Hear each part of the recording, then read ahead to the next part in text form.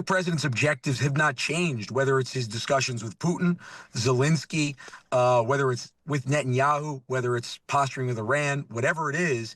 The president ultimately wants peace. He's been very clear about that. He's been clear about that as a candidate. He's been very clear about that in his actions. He believes in peace through strength, and he wants to achieve that, and he's going to be willing to do anything he can. And he's willing to talk to anybody in order to get to that goal. Andrew Giuliani, a former special assistant to Donald Trump and son of the previous New York mayor, Rudy Giuliani. Now he is the executive director of the president's task force on the 2026 FIFA World Cup. Good afternoon. Well, actually, good morning where you are, Mr. Giuliani. Yes, great to be with you. Obviously, the president was very excited to be able to participate in the final of the Club World Cup yesterday with the Chelsea victory, and he's looking forward to the World Cup next year, the largest sporting event, not just in American history, but really in the history of the world, with 48 teams next year. Yeah, we could see his excitement. Is he actually a football fan? Is he a soccer fan? He's a great sport fan, and as you know, Barron, his son, his youngest son, is a big soccer fan, and he loves being able to, I think, show off the greatness of the United States of America, and one of the ways that he does that is through sport. As you've seen, he's been at American Super Bowls, he's been at college football playoffs, he's been at the President's Cup golf. I'm sure this is something you'll see more and more of, especially as we get into World Cup year. And congratulations to all the Chelsea fans out there. An upset and a very impressive victory yesterday. Well, thank you very much. I am indeed one of that tribe. So it was great to attract a new supporter. The president's heading for London in September. Do you think he'll be a bit disappointed that he won't be able to speak to the two houses of Parliament? I haven't spoken to him about that, and I'm sure there are ongoing discussions about that. The president can be convincing in terms of who he gets the opportunity to meet with, and I'm sure that London will roll out the red carpet for President Trump. You look at all the different things that he's done internationally, the progress that we've seen. I really think from a perspective in Israel and Iran, you see ultimately how he's in the middle of these discussions. He really is putting himself in the middle between Zelensky and Putin. He's somebody who actually leads from the front over here, and he's not afraid to actually get in the middle of these policy discussions. When other American leaders might rely basically on their State Department, it's the president who takes the lead on this. Well, indeed, he's to some extent become his own Secretary of State, and a critical relationship that he is building, or possibly not building, is that with Mr. Putin. What's the deal here? Are relations worsening between Trump and Putin? Is this a kind of poker game that they're playing? Is he genuinely fed up with Putin, or is he simply sending a signal? What do you think is going on? Well, I think the president's objectives have not changed, whether it's his discussions with Putin, Zelensky, whether it's with Netanyahu, whether it's posturing with Iran, whatever it is. The president ultimately wants peace. He's been very clear about that. He's been clear about that as a candidate. He's been very clear about that in his actions. He believes in peace through strength, and he wants to achieve that, and he's going to be willing to do anything he can. And he's willing to talk to anybody in order to get to that goal.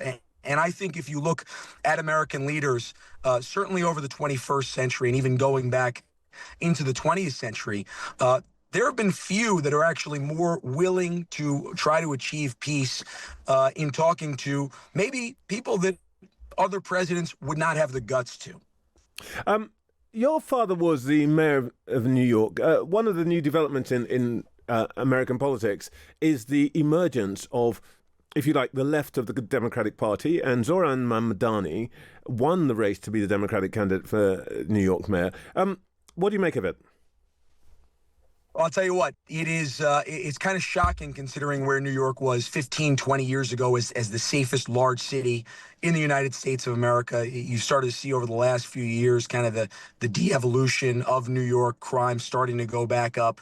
But when you consider what Mamdani's policies are, on a defund the police narrative. Somebody who actually was not satisfied with a $1 billion cut, a 20% cut to the NYPD. He wanted a full defunding of the NYPD. I think you could see New York devolve very quickly.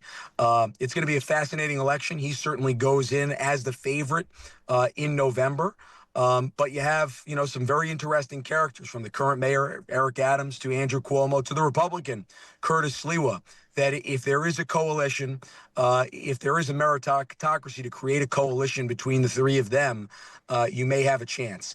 If not, and you have multiple of those candidates running, then I think Mamdani is going to be your next mayor in New York. It's a very colourful cast of characters, isn't it? Eric Adams is current mayor, who's been accused of various transgressions.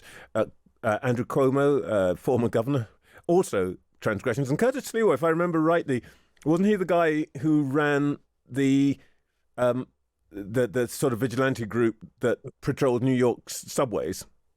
The Guardian Angels, and they never carried weapons, so I wouldn't call them vigilantes. What I would say is, in the late '70s, when New York's government was failing its people, he put up to a couple hundred New Yorkers in their red berets and red jackets on the subway, so that way when people were getting mugged or stabbed, you actually had a presence there.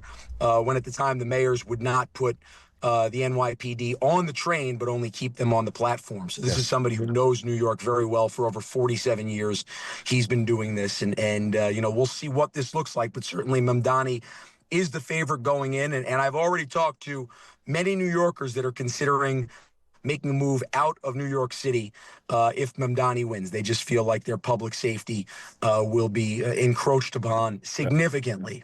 Andrew, can I just come back to your own bailiwick, your own territory for a moment at the end of this interview? What would you make of Russia being invited to play in an American-hosted World Cup? It's a great question, and actually, this is something that FIFA's talked about, not even us. I think the qualifying window is closed, so I think that'd have to be a special invitation, maybe to the qualifying from FIFA, but that might even be too late, considering that they were not allowed to play in 2022. And I think the same has been done in 2026. So this has been more of a competition from FIFA standpoint than even a U.S. government stance on this.